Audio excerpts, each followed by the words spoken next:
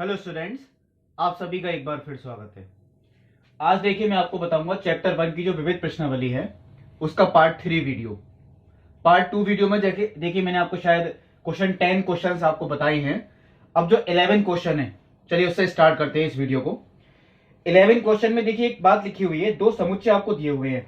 समुच्चय एस, उसमें 3 अवयव हैं ए बी सी, और जो दूसरा समुच्चय टी है उसमें भी 3 अवयव हैं 1 2 और 3। तो ये दो समुच्चय आपको दे रखे हैं, एस से लेकर टी तक के दो फलन आपको दे रखे हैं, उसका पहला पार्ट और दूसरा पार्ट। एस से जो टी पर परिभाषित है, इसका मतलब क्या है? ये ऐसे फलन हैं जिनका प्रांत वो समुच्चय एस है और जो इनका सह प्रांत है वो समुच्चय टी है। एस से टी पर परिभाषित, प्रांत से सह प्रांत पर परिभाषित। तो प्रांत तो देखिए समुच्चय एबीसी है और जो सह प्रांत है वो समुच्चय है 1 2 3। अब वो किस तरीके से परिभाषित है, चलिए ये भी देख लेते हैं। जो पहला फलन आपको दे रखा है पहले पार्ट में, उसमें देखिए 3 इस तरह से आपको क्रमित युग्म दिए हुए हैं, a,3, b,2, c,1। इसका मतलब यह है a का संबंध 3 से है, b का संबंध किससे है 2 से, और c का संबंध किससे है 1 से। मैं आपको ये इस तरीके से भी दिखा देता हूं। देखिए प्रांत के अवयव हमेशा देखिए किधर लिखते हैं, बाईं तरफ, और जो सह प्रांत के अवयव हैं वो लिखते हैं देखिए दाईं तरफ। ए का संबंध देखिए किससे है 3 से, चलिए ये बात मैंने इस तरह से दिखाई। बी का संबंध किससे है 2 से, चलिए ये बात भी मैंने दिखाई। और सी का संबंध किससे है 1 से, चलिए ये बात भी मैंने दिखाई। तो समुच्चय का देखिए प्रत्येक अवयव, प्रांत का प्रत्येक अवयव सह प्रांत से जो संबंधित है और किसी एक से ही संबंधित है। देखिए ए का प्रतिबिंब कितना है 3। अब ये कोई और अवयव ऐसा नहीं जो 3 से ही संबंधित हो। बी का प्रतिबिंब बिल्कुल अलग है और सी का प्रतिबिंब बिल्कुल अलग। इसका मतलब है ये जो फलन है ये एकैकी है, क्योंकि ए का प्रतिबिंब, बी का प्रतिबिंब और सी का प्रतिबिंब सबके अलग अलग हैं। यानी ये फलन कैसा हुआ, एकैकी। अब ये आच्छादक है या नहीं, तो देखिए सह प्रांत के सारे ही अवयव इधर किसी न किसी से संबंधित हैं। इधर कोई भी एक अवयव ऐसा नहीं है जो किसी से संबंधित ना हो, ऐसा इधर एक भी अवयव नहीं है। अगर एक भी अवयव ऐसा होता जो इधर से संबंधित नहीं होता तो वो आच्छादक नहीं होता। इसका मतलब ये फलन एकैकी भी है और ये फलन आच्छादक भी है। और अगर ये फलन एकैकी आच्छादक है, इसका मतलब ये व्युत्क्रमणीय है। तो ये बात ध्यान रखें, व्युत्क्रमणीय, देखिए मैंने कई बार बताई ये बात, व्युत्क्रमणीय वही फलन होते हैं जो एकैकी भी हों, आच्छादक भी हों। अगर वो एकैकी आच्छादक में से कोई भी एक कंडीशन सेटिस्फाई ना करें, इसका मतलब वो फलन व्युत्क्रमणीय यानी कि इनवर्सिबल वो नहीं हो सकते। ये फलन एकैकी आच्छादक है यानी कि 1 1 on 2। अब अगर ये एकैकी आच्छादक है तो हमें इसका इनवर्स भी निकालना है, एफ इनवर्स। तो एफ इनवर्स देखिए कैसे देखेंगे, ए का संबंध 3 से है तो इसका मतलब 3 का संबंध किससे होगा, ए से। तो इन्हीं को आप रिवर्स करते हुए लिखते जाएं,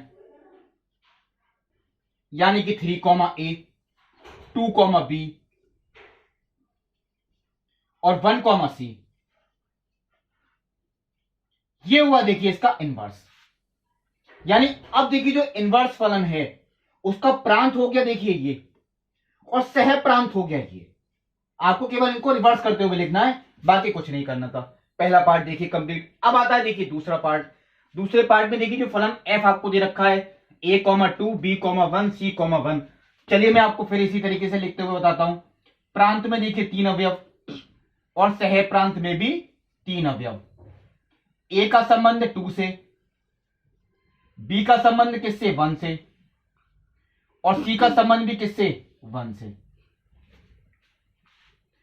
अब ये फलन एकैकी नहीं है क्योंकि बी का प्रतिबिंब और सी का प्रतिबिंब दोनों समान हैं। बी का संबंध भी 1 से है और सी का संबंध भी किससे है 1 से। इसका मतलब ये फलन एकैकी नहीं है, बहुएकी है। और अगर ये एकैकी है ही नहीं तो इसका मतलब ये व्युत्क्रमणीय हो ही नहीं सकता। अब चलिए आच्छादक भी चेक कर लेते हैं, उसकी खास जरूरत तो नहीं थी। सह प्रांत में कोई भी अवयव ऐसा है जिसका संबंध प्रांत से ना हो, वो है देखिए 3, क्योंकि 3 का संबंध किसी से नहीं है। यानी ये फलन एकैकी भी नहीं है और ये आच्छादक भी नहीं है। अगर ये एकैकी आच्छादक है ही नहीं, यानी कि 1 1 on 2 अगर ये नहीं है, तो इसका मतलब ये व्युत्क्रमणीय नहीं है, ये फलन व्युत्क्रमणीय नहीं है।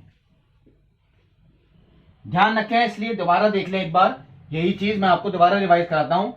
वही फलन व्युत्क्रमणीय होती है, यानी कि इनवर्सिबल, जो फलन 1 1 on 2 यानी कि एकेकी आच्छादक हों। इनके अलावा कोई भी फलन व्युत्क्रमणीय नहीं हो सकते। अब चलिए देखते हैं 12वां क्वेश्चन। अब देखिए जो क्वेश्चन नंबर 12 है, उसमें ये द्विआधारी संक्रियाओं का देखिए क्वेश्चन दिया हुआ है। ए और बी पे जो संक्रिया परिभाषित है वो दे रखी है मॉडुलस ए माइनस बी, पहली संक्रिया। और जो दूसरी संक्रिया देखिए इन्होंने इस तरह से सर्किल बनाया है, दूसरी संक्रिया क्योंकि देखिए चेंज करनी थी, पहली संक्रिया तो इन्होंने इसी तरीके से बना दी, दूसरी संक्रिया के लिए चिन्ह बदल दिया, उससे कोई फर्क नहीं पड़ता है। ये जो परिभाषित है वो इक्वल टू ए दिया हुआ है।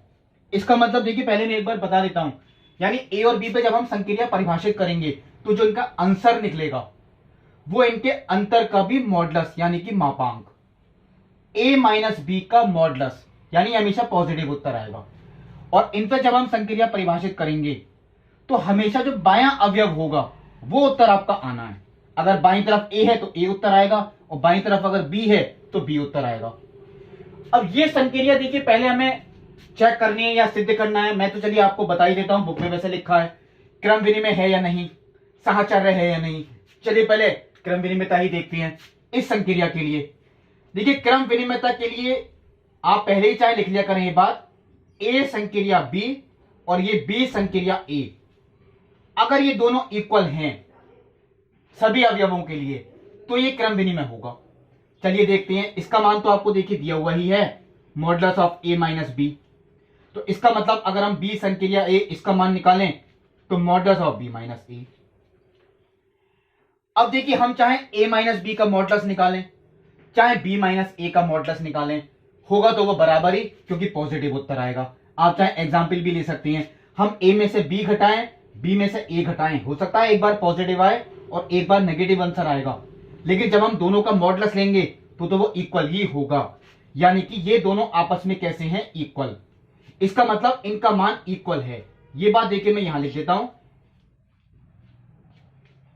ए operational B is equals to B operational A for all A B belongs to R. सारी वास्तविक संख्याओं के लिए देखिए ये बात बिल्कुल ठीक होगी। आप कोई भी ऐसा एग्जाम्पल नहीं दे सकते जो इसे गलत प्रूव कर दे। इसका मतलब ये क्रम विनिमय है, क्योंकि अगर ये दोनों इक्वल आते हैं तो इसका मतलब ये क्रम विनिमय है। अब देखते हैं कि यही चीज साहचर्यता के लिए, साहचर्यता के लिए देखिए मैंने इस तरीके से लिखा, पहले तो हमें इसका मान निकालना है और फिर निकालना है देखिए इस ब्रैकेट का मान। कैसे निकालते हैं, हमेशा देखिए ब्रैकेट ही पहले सॉल्व होती है। ए ऑपरेशनल, इसका मान देखिए अगर ऊपर की परिभाषा ही देखते हैं तो वो ये आता है बी माइनस सी। अब इसी को देखिए अगर मैं आगे सॉल्व करता हूं तो हम इसे पूरे को बी मानते हुए चलेंगे, ए संक्रिया बी, यानी ए माइनस, क्योंकि ए माइनस बी, बायां माइनस दायां अवयव, बायां अवयव माइनस दायां अवयव, तो देखिए बायां माइनस दायां, और इसका भी मापांक, बायां अवयव माइनस दायां अवयव, इस पूरे का भी मापांक। ये देखिए जो निकल के आया मान वो सिर्फ इसका निकल के आया। अब अगर इसका भी यही आता है तो ये आपके इक्वल यानी कि साहचर्य प्रूफ हो जाएगा।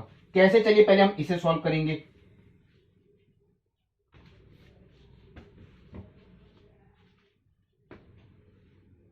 इसे हम पूरे को ए अवयव मानेंगे, एक संक्रिया बी यानी बायां अवयव और ये दायां अवयव, तो बायां अवयव माइनस दायां अवयव,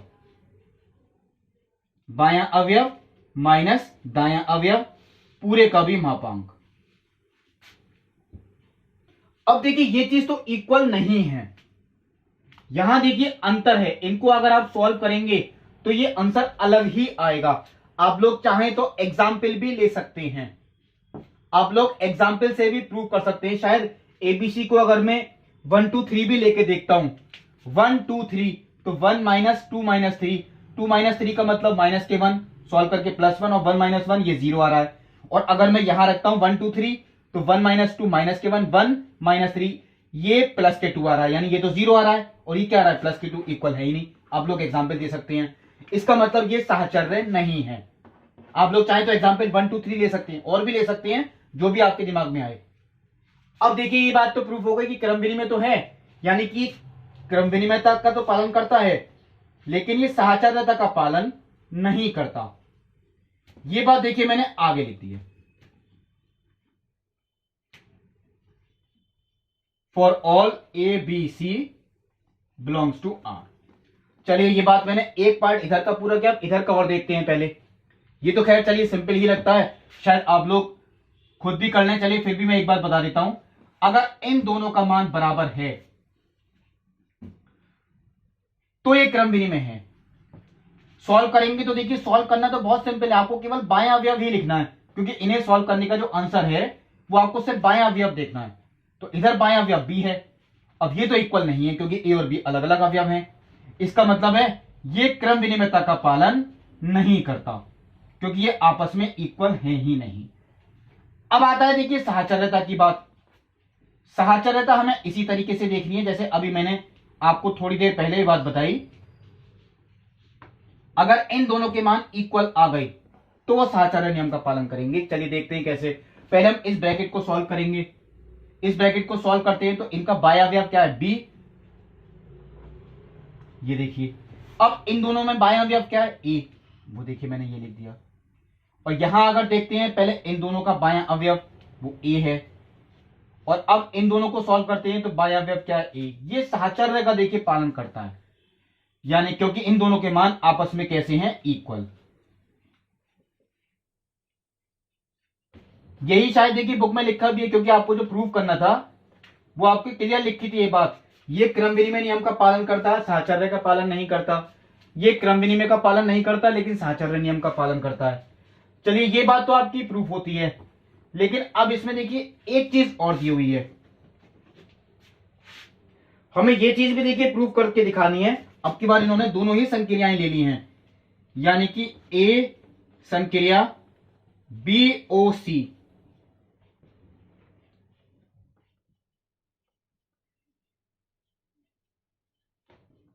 ये इक्वल है या नहीं। शायद देखिए इन्होंने यही बात लिखी है, ये इक्वल है या नहीं। यदि ऐसा होता है तो हम कहते हैं, हाँ चलिए ये बात भी मैं आपको बताऊंगा, क्योंकि इन्होंने ये बात लिख रखी है। ये भी एक नियम है, क्रम विनिमय नियम ये होता है, ये साहचर्य नियम होता है, ये वितरण नियम होता है, यानी कि डिस्ट्रीब्यूटिव लॉ। ये बात मैंने आपको देखिए डिस्ट्रीब्यूटिव लॉ शायद 11वीं क्लास में भी बताई होगी, क्योंकि 11वीं क्लास में आपको एक वितरण नियम समुच्चय वाले चैप्टर में ही पढ़ना होता है। अगर हम इसे गुणा के चिन्ह माने और इसे माने प्लस का चिन्ह, तो ए गुणा बी प्लस सी। इसे सॉल्व कैसे करते हैं, ए की गुणा पहले बी से होगी और ए की गुणा किससे होगी, सी के, और बीच में किसका चिन्ह आएगा, प्लस का। तो ये गुणनफल का योगफल पर वितरण नियम कहलाता है। यही चीज यहां पे है, इस संक्रिया का दूसरी संक्रिया पर वितरण नियम। अगर ये इक्वल है तो चलिए पहले हम बाएं पक्ष का मान निकालते हैं। बाएं तरफ का तो मैंने ऐसे ही लिखा, इन्हें अगर मैं सॉल्व करता हूं इस रूल से तो ये इसका अवयव तो बायां ही आएगा, और अगर मैं इसे सॉल्व करता हूं अगर, तो ये तो इस रूल से होगा, यानी मॉडुलस के अंदर a माइनस बी। अब चलिए हम इधर देखते हैं। पहले मैंने इसे सॉल्व किया, मॉडुलस के अंदर a माइनस बी, फिर मैंने इसे सॉल्व किया इसी रूल से, मॉडुलस के अंदर a माइनस सी। अब ये वाली संक्रिया हमेशा ध्यान रखें, ब्रैकेट ही पहले सॉल्व होंगी, और ब्रैकेट सॉल्व करने के बाद जो भी संक्रिया बचे बाद में वो सॉल्व होती है। अब हमें ये वाली संक्रिया अप्लाई करनी है, तो ये बायां और ये दायां अवयव, इस संक्रिया में उत्तर जो आपका आना है वो बायां अवयव ही आना है। ये इक्वल है for all A b c belongs to R, यानी सारे रियल नंबर्स, सारी वास्तविक संख्याओं के लिए। इसका मतलब ये है ये संक्रिया दूसरी संक्रिया पर वितरित होती है। यही लाइन देखिए लिखी है क्वेश्चन में कि सभी एबीसी के लिए यदि ऐसा होता है तो हम कहते हैं कि संक्रिया दूसरी संक्रिया पर वितरित होती है। अब आपको देखिए ये देखना है कि जो दूसरी संक्रिया है ये पहली संक्रिया पर वितरित होती है या नहीं। अर्थात चलिए ये तो मैं आपको होमवर्क में भी दे सकता हूं। इसका मतलब ये है अगर मैं इस तरीके से कर दूं,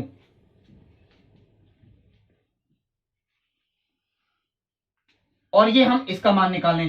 देखिए वितरण नियम मैं आपको सामने लिख के दिखा रहा हूं। ए, अब की बार उल्टा करना है मुझे, ये वाली संक्रिया इस पर वितरित होती है नहीं, तो पहले हम अगर इसे गुणा मानते हैं तो ए गुणा बी, ये देखिए वितरण नियम हम ऐसे ही लिखते हैं, और ए गुणा सी, बीच में जो चिन्ह था यहां पे जो हम प्लस मानते हैं वो ऐसे ही आएगा। अब अगर ये इक्वल हैं तो वितरित होती है, और अगर ये इक्वल नहीं है तो ये वितरित नहीं होती। मैंने बीच का चिन्ह देखिए इसलिए छोड़ दिया क्योंकि ये क्वेश्चन आपको खुद प्रूव करना है, या खुद दे सकती हैं। अब चलिए देखते हैं अगला क्वेश्चन, क्वेश्चन नंबर 13। देखिए जो क्वेश्चन नंबर 13 है, किसी प्रदत्त अरिक्त समुच्चय x के लिए, देखिए इस तरीके का क्वेश्चन शायद इससे पिछली वीडियो में मैंने आपको बताया था, अरिक्त समुच्चय यानी जिसमें कम से कम एक अवयव तो होगा ही, यानी वो रिक्त नहीं होगा, के लिए सिद्ध कीजिए या मान लीजिए कि देखिए एक संक्रिया का ही क्वेश्चन है, ए और बी इसके दो उप समुच्चय हैं, क्योंकि यहां पे ये लिख रखा है ए और बी ये ऐसे अवयव हैं जो इस समुच्चय को बिलोंग कर रहे हैं। और ये क्या होता है, ये बात मैंने आपको इससे पिछली वीडियो में भी बताई है, ये समुच्चय x का घात समुच्चय होता है, यानी कि पावर सेट। समुच्चय x के सभी उप समुच्चयों का जो समुच्चय होगा वो घात समुच्चय होता है, यानी ये समुच्चय x के दो उप समुच्चय हैं, सबसेट। a इसका सबसेट है और b भी इसका सबसेट है। ऐसे तो बहुत सारे हो सकते हैं सबसेट, इन्होंने कोई से दो ले लिए, और इनके बीच में देखिए जो संबंध है, यानी ये संक्रिया जब हम अप्लाई करते हैं तो वो इस सूत्र से इसका आंसर हमें निकालना है, a minus B union b minus A. इसका मतलब क्या है, देखिए समुच्चय में आप पढ़ चुके हैं, चलिए फिर भी एक बात बता देता हूं। a माइनस बी का मतलब है ऐसे अवयव जो समुच्चय a में तो हैं लेकिन b में नहीं है, और ये ऐसे अवयव हैं जो b में तो हैं लेकिन a में नहीं है, और इन दोनों का भी जो यूनियन है, यानी इन दोनों को मिलाकर जो सारे अवयव हैं वो सब होते हैं इसमें, यानी इसका जो आंसर आएगा वो इस पूरे को सॉल्व करके आएगा, इन दोनों का भी यूनियन यानी कि संग समुच्चय। तो अब हमें इसके लिए देखिए तत्समक अवयव निकालना है, ये बल्कि प्रूव करना है हमें, शायद ये अगर नहीं भी देते तो भी हमें देखिए सॉल्व करना पड़ता। चलिए मैं अभी मानता हुआ चल रहा हूं, हमें आंसर इसका नहीं दिया है, यानी कि तत्समक अवयव। तत्समक के लिए देखिए सबसे पहले आप लोग यही काम किया करें, सूत्र पहले लिख लिया करें, ए संक्रिया E is equal to A is equal to E संक्रिया ए, और ई यहां पे तत्समक अवयव है, यानी ऐसा समुच्चय जो समुच्चय x का उप समुच्चय है, और जब हम इन्हें सॉल्व करें तो वापस आंसर यही आए। यानी चलिए मैं एक बार लिख देता हूं, पहले a संक्रिया e, अगर हम इसी रूल से इसको लिखते हैं, a minus E union e minus A is equal to a, और यहां पे आता है e minus A union a minus E, a minus E union e minus A, और e minus A union a minus E. अब हमें ये देखना है ये e ऐसा कौन सा समुच्चय होना चाहिए जो इसका उप समुच्चय हो, और जब हम इसे सॉल्व करें तो ये आंसर a ही आए, भले ही बुक में दे रखा है लेकिन चलिए फिर भी हमें सॉल्व करना है। इसका मतलब ये है, अगर मैं इसे, और ये एक यूनिक अवयव होना चाहिए, अद्वितीय। इसका मतलब ये होता है हम चाहे इसे a के साथ लिखें, चाहे b के साथ लिखें, चाहे c के साथ लिखें, सबके साथ आंसर सेम होना चाहिए, यानी एक ऐसा अवयव होना चाहिए जो सबके साथ लागू हो जाए। अब ऐसा अवयव देखिए मुझे फाई ही लगता है, फाई यानी कि रिक्त समुच्चय। मैं एक बार देखिए आपको लिख के भी दिखाता हूं, a minus phi union phi minus A, क्योंकि जब हम इसे सॉल्व करेंगे तो इसका मतलब देखिए अगर हम इसे सॉल्व करते हैं, इसे सॉल्व करके क्या आएगा, ऐसे अवयव जो a में तो हैं लेकिन रिक्त में ना हो, तो वो तो सारे a के ही होंगे क्योंकि इसमें तो कोई होता ही नहीं है। इसे सॉल्व करके तो उत्तर क्या आएगा, a। और इसका मतलब क्या है, ऐसे अवयव जो रिक्त में तो हों लेकिन इसमें ना हो, तो रिक्त में तो कोई होता ही नहीं है, इसका मतलब ये फाई आएगा। तो ये तो a आ रहा है और ये क्या आ रहा है, phi. a union phi is equal to, वो तो a ही होगा क्योंकि जब इनका यूनियन निकालेंगे तो वो a ही आएगा। ये बात तो देखिए इधर भी अप्लाई हो जाएगी, यानी phi minus A union a minus phi. इसका मतलब यह है जो रिक्त समुच्चय है वो इसका उप समुच्चय भी है, क्योंकि रिक्त समुच्चय एक ऐसा समुच्चय होता है जो सभी समुच्चयों का उप समुच्चय होता है। तो रिक्त समुच्चय इसमें बिलोंग भी करेगा और रिक्त समुच्चय सभी के साथ अप्लाई हो जाएगा। अगर मैं बी लिखता हूं तो यहां बी आएगा उत्तर, सी लिखता हूं तो यहां सी आएगा, बिल्कुल ठीक है, ये सभी के साथ अप्लाई होगा। इसका मतलब जो इसका तत्समक अवयव है, यहां लिख देता हूं मैं तत्समक अवयव E इज इक्वल टू 5। अब देखिए हमें एक चीज और देखनी है इसमें, यानी कि व्युत्क्रमणीय अवयव।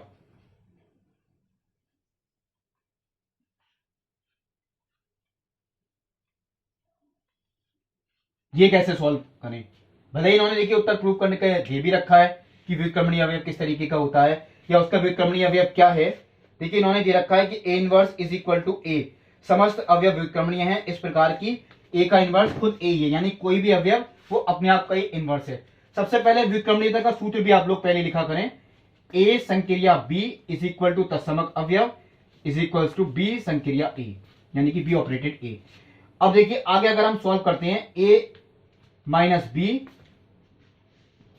Union B minus A is equal to 5 is equal to B minus A union A minus B. देखिए ये जो सूत्र मैंने लिखा ये आपको रिवाइज करवा रहा हूं, अगर ये इस रूल को फॉलो करते हैं दोनों अवयव या दोनों समुच्चय कह लीजिए यहां पे आप, तो ये एक दूसरे के इनवर्स होते हैं। ए का इनवर्स बी है और बी का इनवर्स क्या है ए, क्योंकि इन दोनों को सॉल्व करके अगर तत्समक अवयव उत्तर आता है तो इसका मतलब ये होता है ये एक दूसरे के इनवर्स हैं। अब देखिए हम बी को ऐसा कौन सा अवयव लें कि यहां पे जब हम सॉल्व करें तो उत्तर आपका रिक्त समुच्चय आ जाए, और वो ए ही हो सकता है।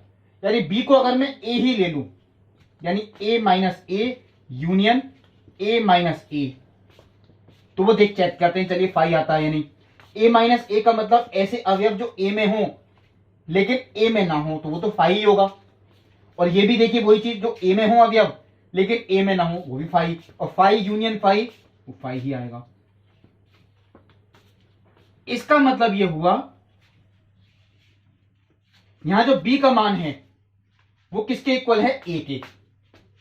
यहां जो b इज इक्वल है, मैं यहां लिख देता हूं b is equal to a, और इस कंडीशन में मैंने आपको बताया था ये एक दूसरे के क्या होते हैं, इनवर्स। यानी b का मान क्या होता है, a इनवर्स, तो b की जगह मैंने क्या लिख दिया, a इनवर्स, क्योंकि मैंने आपको क्या बताया ये एक दूसरे के क्या होते हैं, इनवर्स। यानी b इज इक्वल टू क्या हो गया, a इनवर्स, तो ये a inverse is equal to a, यानी कोई भी समुच्चय अपने आप का ही व्युत्क्रम है। For all a belongs to px, यही देखिए इसमें निकालना था, यानी कि व्युत्क्रमणीयता। अब देखिए जो अगला क्वेश्चन है क्वेश्चन नंबर 14। देखिए जो क्वेश्चन नंबर 14 आपको दिया हुआ है, एक समुच्चय दिया हुआ है जिसमें देखिए 0 से लेकर 5 तक की संख्याएं हैं, 0 1 2 3 4 5, यानी टोटल संख्याएं कितनी है, 6 अवयव इस समुच्चय में हैं। और इस समुच्चय पर देखिए एक संक्रिया परिभाषित है a और b, यानी इसी समुच्चय के कोई भी दो अवयव हो सकते हैं a और b। ये इस तरीके से लेने हैं हमें, यानी सॉल्व करना है। अगर इन दोनों का योगफल 6 से कम है तो हमें इनका योगफल ही लेना है, और अगर इनका योगफल 6 है या 6 से ज्यादा है तो हमें इनके योगफल में से 6 को माइनस करके आंसर निकालना है। यानी योगफल 6 से कम है तो यही उत्तर, और योगफल अगर 6 से ज्यादा है या 6 है तो यहां से आप आंसर निकालेंगे। तो देखिए द्विआधारी संक्रियाओं में मैंने आपको ये बात बताई थी, द्विआधारी संक्रियाओं में अगर आपको समुच्चय दे रखा है जिसमें निश्चित अवयव हो, 5 अवयव या 6 अवयव, तो आपको ये टेबल बना के सॉल्व करना है। ये मैंने आपको इससे पिछली वीडियो में बताया होगा जब मैंने इसके आपको एक्सरसाइज बताई थी, यानी कि 1.4 प्रश्नावली की एक्सरसाइज। उसमें मैंने आपको ये बात बताई थी, समुच्चय में जितने भी अवयव होंगे, समुच्चय में जितने भी अवयव होंगे उस संक्रिया को तो आप यहां लिख दें, सारे अवयव वो यहां लिख दें, देखिए क्रम से, और ये इधर भी लिखें। ऐसा देखिए आपको सिर्फ तभी करना है उन्हीं क्वेश्चंस में जिसमें समुच्चय देखिए आपको निश्चित दे रखा हो, यानी संख्याएं निश्चित हो, 4 संख्याएं 5 या 6 जो भी आपको दे रखी हैं, और अनंत संख्याएं हो तो नहीं करना है। अब देखिए इन्हें सॉल्व कैसे करेंगे, यानी ये टेबल हमें कैसे कंप्लीट करनी है। 0 को अगर मैं 0 के साथ ऑपरेट करता हूं, यानी a का मान 0 और b का मान 0, तो इन दोनों का योगफल देखिए क्या है, 0 + 0 वो तो 0 ही है, यानी 6 से कम है। तो 0 + 0 6 से कम है, तो वो तो उत्तर 0 + 0 यानी 0 ही आ गया। 0 + 1 योगफल कितना है 1, वो भी 6 से कम है, तो उत्तर 1 ही आ गया। 0 + 2 कितना हो गया 2, वो भी इसमें ही आता है। 0 + 3 वो 3 हो गया। 0 + 4 वो 4 हो गया, और 0 + 5 वो हो गया 5। अब 1 के साथ 0 को सॉल्व करता हूं तो 1 + 0 1, वो तो इसमें ही आएगा। 1 + 1 वो 2 हो गया। 1 + 2 वो 3। 1 + 3 4। 1 + 4 5, और 1 + 5 6 हो गया, और वो आएगा देखिए इसमें, क्योंकि 1 + 5 = 6। तो हम आंसर कैसे निकालेंगे, 1 + 5 - 6 यानी 6 - 6, ये 0 आता है। अब देखिए 2 को अगर हम 0 के साथ करें, 2 + 0 वो 2 ऊपर ही आएगा। 2 + 1 3, 2 + 2 4, 2 + 3 5, 2 + 4 6, और 6 - 6 0, और 2 + 5 7, और 7 - 6 वो 1 आ गया, क्योंकि वो दोनों इसमें ही हो गए। अब आते हैं 3 को 0 के साथ करें, 3 + 0 3, 3 + 1 4, 3 + 2 5, 3 + 3 6, 6 - 6 0, 3 + 4 7, 7 - 6 1, और 3 + 5 8, 8 - 6 2। 4 + 0 4, 4 + 1 5, 4 + 2 6, 6 - 6 0, 4 + 3 7, 7 - 6 1, 4 + 4 8, 8 - 6 2, और 4 + 5 9, 9 - 6 3। लास्ट में आता है 5, 5 + 0 5, 5 + 1 6, 6 - 6 0, 5 + 2 7, 7 - 6 1, 8, ये 2 आएगा देखिए, ये 3 आता है, और लास्ट में आता है 4। ये देखिए टेबल आपकी कंप्लीट। ये देखिए समुच्चय है, ये भी समुच्चय है, ये आपकी देखिए पंक्तियां हैं। इस पंक्ति को चलिए मैं, इससे कोई मतलब नहीं, देखिए ये तो आपका समुच्चय ही दे रखा है। ये आपकी पहली पंक्ति यानी कि R1, ये आपकी दूसरी पंक्ति यानी कि R2, ये आपकी तीसरी पंक्ति R3, ये चौथी पंक्ति यानी कि R4, ये पांचवी पंक्ति यानी कि R5, और ये छठी पंक्ति यानी कि R6। इसे देखिए हम छोड़ेंगे क्योंकि समुच्चय है। ये पहला स्तंभ यानी कि C1, ये दूसरा स्तंभ यानी कि C2, तीसरा स्तंभ यानी कि C3, चौथा स्तंभ यानी कि C4, पांचवा स्तंभ यानी कि C5, और छठा स्तंभ यानी कि C6। अब देखिए ये मैंने क्यों लिखे हैं, आपको देखिए इस क्वेश्चन में जो बताना है वो क्या प्रूव करना है। सिद्ध कीजिए कि शून्य इस संक्रिया का तत्समक है। पहले तो हमें इसका तत्समक ही निकालना है। आप लोग ये सोचेंगे कि यहां से हम टेबल से तत्समक कैसे निकाल सकते हैं। देखिए मैं आपको एक बात बताता हूं, ऐसी कौन सी पंक्ति है इन सभी में, यानी टोटल 6 पंक्तियां हैं, इन सब में ऐसी कौन सी पंक्ति है जो बिल्कुल समुच्चय से मैच करती है, बिल्कुल इसी क्रम में जिसके अवयव लिखे हुए हों। ऐसी देखिए ये पहली पंक्ति है, बिल्कुल इससे देखिए मैच करती है, यानी ये पंक्ति में मैंने एक टिक लगाया।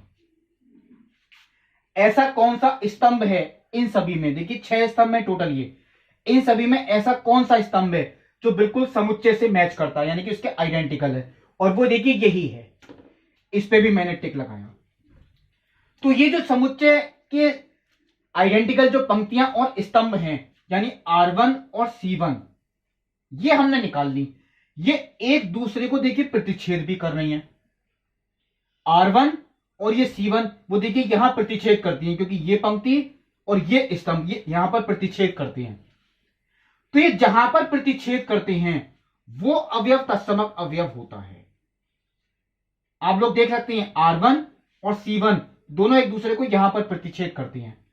और ये बात आप ध्यान रखें, ऐसे क्वेश्चंस में जब भी आपको ये चीज फाइंड करना है कि कौन सी पंक्ति ऐसी है और कौन सा स्तंभ ऐसा है जो इनसे मैच करता है, उनका प्रतिच्छेद बिंदु वो तत्समक अवयव होता है।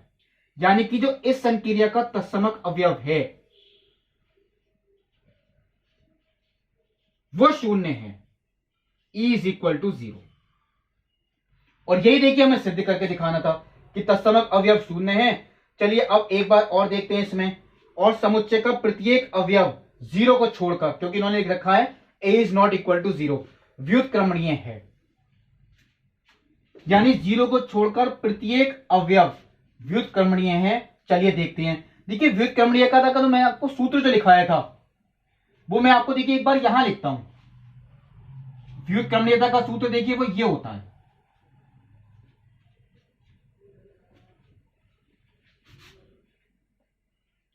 इस कंडीशन में ए और बी एक दूसरे के इनवर्स होती हैं, अगर वो इक्वल टू सॉल्व करके ई यानी कि तत्समक अवयव आ जाए। तो चलिए मैं वन से ही स्टार्ट करता हूं।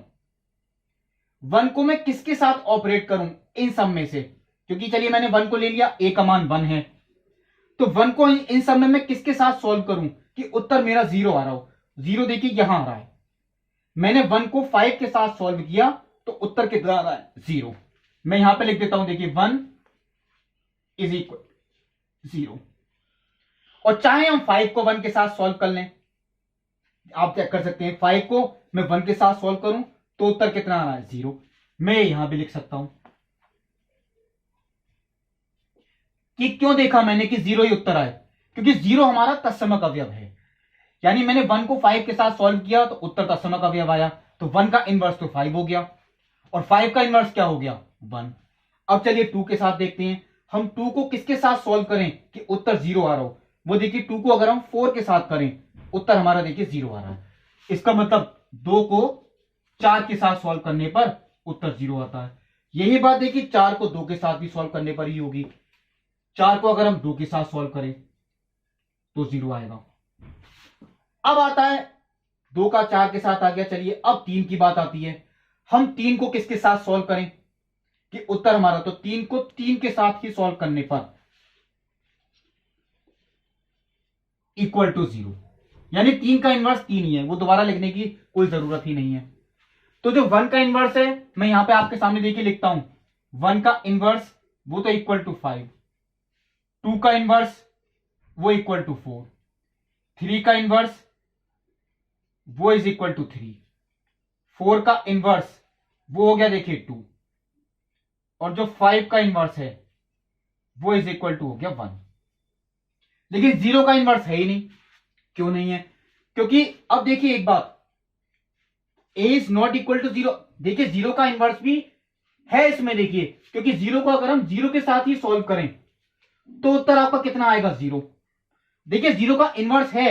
अब देखिए मैं ये बात बता देता हूं, इन्होंने जो ये बात लिखी है इस प्रकार की 6 माइनस ए का प्रतिलोम है, a is not equal to 0 व्युत्क्रमणीय है, वो 0 के लिए अप्लाई नहीं होगी। मैं देखिए आपको एक बार लिख के दिखा देता हूं, 0 को अगर हम 0 के साथ सॉल्व करें तो उत्तर कितना आ रहा है 0, तो 0 का इनवर्स तो 0 ही हुआ, यानी 0 का इनवर्स इक्वल टू 0।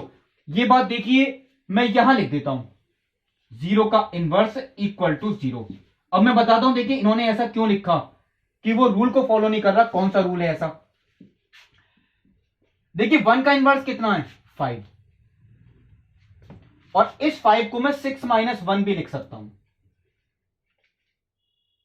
अब देखिए 2 का इनवर्स कितना है 4, इस वाले 4 को मैं 6 माइनस 2 भी लिख सकता हूं। 3 का इनवर्स कितना है 3, इस 3 को मैं 6 माइनस 3 लिख सकता हूं। इस वाले 2 को क्या लिख सकता हूं 6 माइनस 4, और इस वाले 1 को क्या लिख सकता हूं 6 माइनस 5। इसका मतलब क्या है, अगर हम किसी अवयव का इनवर्स निकाल रहे हैं तो वो 6 में से उसी को माइनस करके आ रहा है। देखिए मैं 1 का निकाल रहा हूं तो 6 में से 1 को ही माइनस कर दिया। अगर हम 2 का इनवर्स निकाल रहे हैं तो 6 में से 2 को ही माइनस कर दिया। अगर हम 3 का इनवर्स निकाल रहे हैं तो 6 में से 3 को ही माइनस कर दिया। 4 का इनवर्स निकाल रहे हैं तो 6 में से 4 को ही माइनस कर दिया, और 5 का इनवर्स निकाल रहे हैं तो 6 में से किसे माइनस कर दिया 5 को। इसका मतलब है अगर हम a का इनवर्स निकाल रहे हैं तो हम 6 में से a को ही माइनस कर देंगे। यही कह रहे हैं कि इस रूल को फॉलो करते हैं ये, यानी किसी भी अवयव का इनवर्स वो 6 में से उसी अवयव को घटाकर प्राप्त किया जा सकता है। ये आप देखिए इसका खुद प्रूफ देख सकते हैं, a का इनवर्स इक्वल टू 6 माइनस ए। आप 1 का निकालेंगे इस सूत्र से निकाल सकते हैं, 2 का इनवर्स वो भी आ जाएगा। लेकिन अब ये 0 के लिए भी ट्रू है बात, ये 0 के लिए ट्रू नहीं है, क्योंकि जो 0 का इनवर्स है तो वो 6 माइनस, यहां से तो 6 आएगा आंसर, तो 0 का इनवर्स 6 तो नहीं है।